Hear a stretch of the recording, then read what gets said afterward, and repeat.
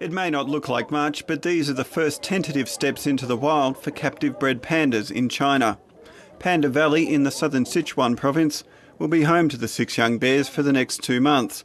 They'll be watched, but otherwise left to fend for themselves. The main task for the Panda Valley is to act as a ground for wildlife training. This is because since they've been bred by humans, the pandas are now still very reliant on humans to feed them, such as with bamboo and water. There are thought to be less than 1,600 wild pandas left, and there's an increasing awareness of the impact of booming development on the iconic bear's place in modern China. It's a message coming from the highest levels. Many people called me a national treasure, like the pandas. I think if I were a panda, I wouldn't like to stay in a cage or enclosed place. I would prefer to walk in the wild. So I believe the release of the pandas to the wild is a very significant thing to do.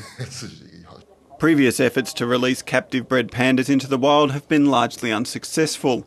Of the 10 released over the last 30 years, only 2 have been able to adapt and survive. The last bear set free in 2006 was found dead 10 months later.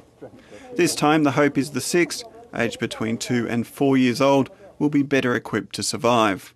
The pandas have lost a lot of their natural abilities. They've lost a lot of their ability to live in the wild. So if you put them directly in the wilderness now, they'll definitely not be able to live and reproduce normally.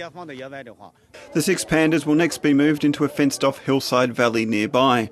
Eventually, if all goes well, they'll find their own place in the wild. Scott Longmuir, ABC News.